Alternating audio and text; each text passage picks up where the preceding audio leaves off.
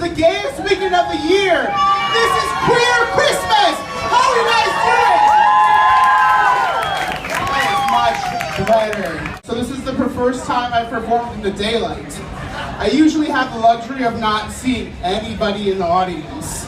And if I do, I just picture them in their underwear. It makes me less nervous. But that's not gonna work tonight, because tonight is Pride, and none of you bitches are wearing underwear! I was actually hoping, no offense, that there'd be a lot more cute gay guys in the audience. But, of course, the only people you can rely on are lesbians. Fucking dependable ass lesbians in their fuel efficient yet roomy Subaru Outbacks and their fucking sturdy shoes. Okay, ladies, be honest. Who in here owns a pair of hiking sandals? Exactly. I'm only mad that they are the most fucking comfortable shoes I've ever tried on. They're ugly as sin. I get the whole lesbian thing, I get it. But where I draw the line of understanding is touching vaginas. The first and last time that I ever touched a vagina, it felt like I was scooping slices of ham out of a Ziploc bag full of watermelon jello. I didn't know what I was doing. I was just blindly mimicking the sign language alphabet in a puddle of quicksand. Forgive me. It's okay. I know my place now. People are a lot more accepting and open, and everybody wants to have a gay BFF, right? Right. And my female best friend, she is so comfortable with me that she sends me naked pictures of herself. And while she has an awesome body, ladies, that's her right there, I don't know how to react. I say, cool, are we flirting? Are we sexting? Do I have to send you a picture of my wiener? No, I don't, okay? Don't open your last text message, just don't. It's weird, and I think we can all agree, gays and lesbians alike, that dicks are kind of weird and gross. They just sit there like... Dating today is kind of lame, especially with this whole online dating thing. I'm not good at it. It's all flirting. So I'm on my phone like, Bill R. winked at you. Okay, I'll wink back. Oh, Bottom Bandit 83 woofed at you? I think I'm flattered. I don't know. I don't get the whole gay woofing thing. I feel like it makes me a sexy fire hydrant or something. I'm really not good at it. And I think we can all agree that unsolicited genitalia pictures are the worst. Raise your hand if you've ever been woken up by a text message in the middle of the night and it was just random genitalia with no warning or context or anything. It's disgusting! Or at least that's what the people I have sent my pictures to have told me about it. 20 years ago, you couldn't do that shit. You would have had to take a picture of yourself naked, hoped it turned out good, taken the film to Walgreens, waited 3 days for it to develop, find a stamp and an envelope and the address of the person you're trying to send it to, and wait 3 days for it to get delivered, and then hopefully nobody else opened their mail. It was a process. It was a long process. Today, I could take a picture of my butthole and send it to every smartphone in a 3-mile radius in the next 30 seconds. I won't! But I like knowing that I can. Through personal experience, I've learned that it's a lot better for me to date guys who are a lot younger. And that's just because younger people are so much easier to impress. I date 20-year-old guys and they're like, wow, you have a dishwasher? And you own more than one pair of dress shoes? Are you like a lawyer or something? And they're easy to impress, but they're hard to keep up with. They're always changing their minds and they're always deciding something new. The last young guy that I dated, he broke up with me and he said, So I kinda had a three-way while you were out of town. The guys both went down on me. I'm really sorry. Please don't you frown. Fucking Disney movies, am I right? So I've got some family here tonight. I've got my aunt right here. Everyone give it up for my aunt. She's a lady with the super long hair who's trying to act way less drunk than she really is. It runs in the family. My whole family is crazy, especially my dad. I think you know you're officially an adult when you can talk to your dad about the pain he's been having in his left testicle. And I'm not there yet. I will be soon. I spent the whole conversation thinking about dead puppies so I wouldn't start laughing uncontrollably. I threw my back out. I was going to physical therapy. He took me to my appointment and he told me, he said, make sure you ask if they have any stretches that you can do for your balls. Said, fuck off, Dad. You are not going to be piggybacking on my appointment. And if anybody is going to be touching my balls, it's going to be in a dark club, I'm going to be super drunk, and you are not going to be involved at all. You have to Google your symptoms and live the rest of your life thinking that you could die at any moment like the rest of us. But my dad is super cool, he's crafty. He makes awesome leather crafts like wallets and keychains and vests. But he's always missing out on a key demographic of people that wear leather clothing, which is furry gay dudes. Right. So I finally convinced him this year, and we are opening up a shop here at Pridefest, and it is going to be called For Daddies by My Daddy. So leather daddies, they have a pretty distinguished look to them, but I found out that all gay subgroups have their own uniform or dress code that they stick to.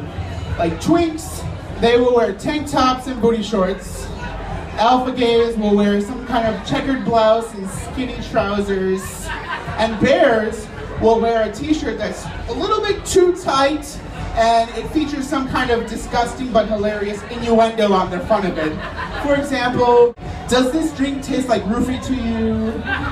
Or I want to cuddle the inside of your butthole.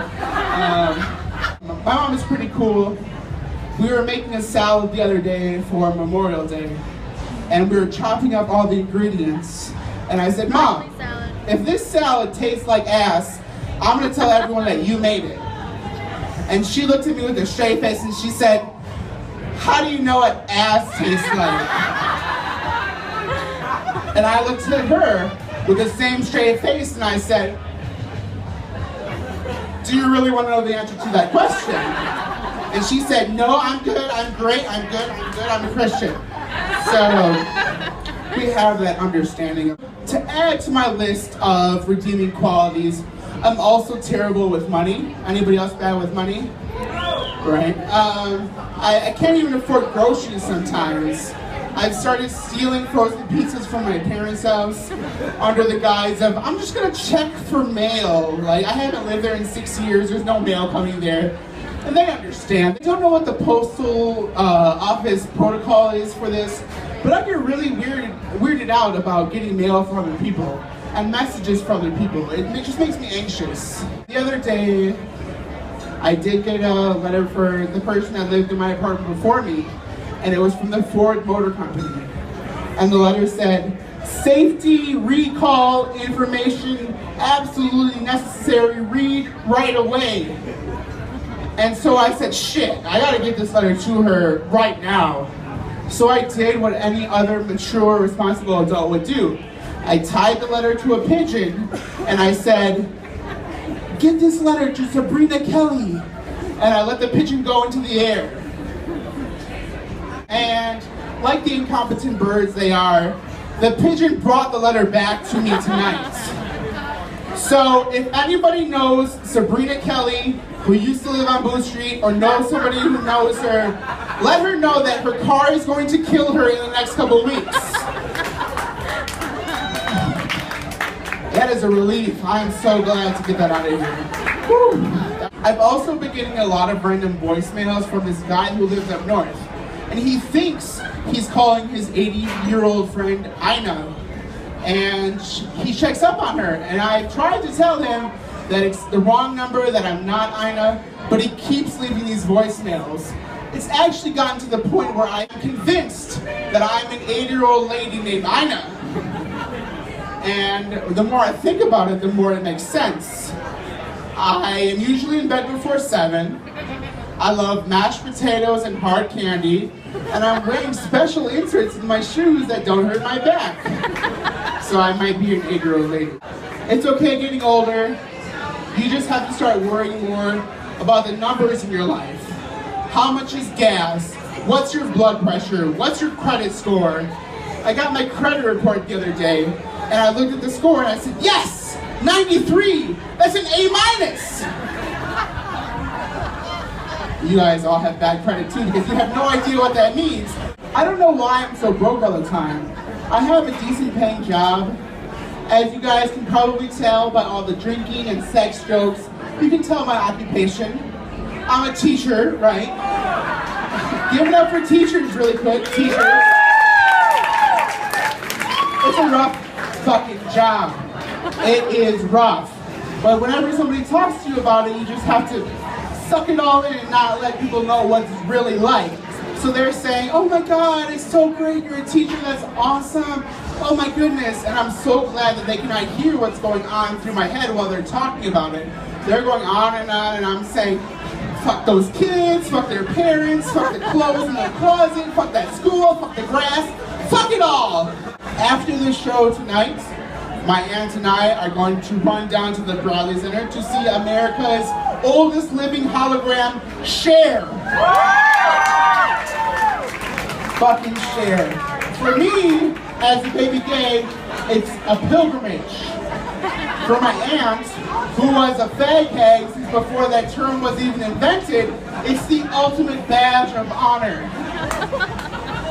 Cher is one of the original bad bitches in the game. She is 68 goddamn years old and still performing 2-hour concerts. Give it up, give it up, give it up. She can hear you. She can hear you. I've been standing up here for like 18 minutes. I'm already exhausted and sweating like a pig. I want to let you guys know the real reason why I'm going to the Cher concert tonight is to find the ultimate gay accessory, a sugar daddy. If you don't know what a sugar daddy is, it's an older gay gentleman who has the appreciation and can afford the finer things in life. So, cross your fingers, your toes, and your tits that I go home tonight with an Anderson Cooper type. More likely, a Bill O'Reilly type. So I'm almost wrapped up. I want to leave you guys with just one more piece of advice. As you get older, embrace it. Embrace your age. Yes, yes, yes. Be more selective with the people who you bring into your bed. It's a scary world out there. I have a friend, and he told me his partner cheated on him with someone who had an STD. And now he has an STD too. It's terrible. But it was kind of cute the way he told him.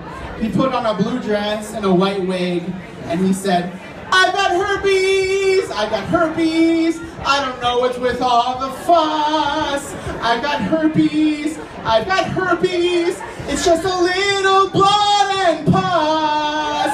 Alright, thank you guys so much. That's my set tonight.